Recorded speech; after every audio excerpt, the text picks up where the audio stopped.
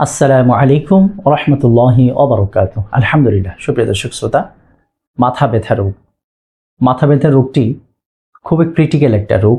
এটা দেখা যায় না, কিন্তু যার হয় সে বোঝে মাথা ব্যথার কি যন্ত্রণা। মাথা যখন ব্যথা হওয়া শুরু করে তখন দুনিয়ার সব কিছুই বড় বিষাদময় লাগে। কোনো কাজ করেই শান্তি পাওয়া যায় না, ঘুমও আসে না, অনেক ধরনের অনেক কষ্ট হয়, যেটা আপনারা সকলেই অবগত আছেন। প্রিয় দর্শক, এই মাথা ব্যথা রোগটি শেফা পাওয়ার জন্য তাৎক্ষণিক আপনি ছোট্ট একটা আমল করতে পারেন।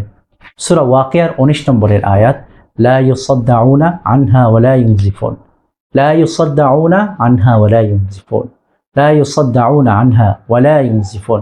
এই আয়াতটি 3 বার পাঠ করে ইনশাআল্লাহ মাথার মধ্যে আপনি ফু দেন। আপনি যদি নিজেকে নিজে ফু দিতে চান তাহলে এইভাবে দিতে পারেন। আপনি এখানে ফু দিলে এদিকে বাতাসটা আপনার মাথায় লাগবে, এভাবে নিজের মাথার মধ্যে, অথবা এভাবে ফু দিতে পারেন। এভাবে মাথায় হাত দিয়ে উপরের দিকে ফু দিলে আপনার মাথায় লেগে যাবে। প্রিয় দর্শক, এই আমলটি করুন, নিজে উপকৃত হন। যারা পারে না তাদেরকে শিখিয়ে দিন। আজকে এই পর্যন্তই। আসসালামু আলাইকুম ওয়া রাহমাতুল্লাহি ওয়া বারাকাতুহু।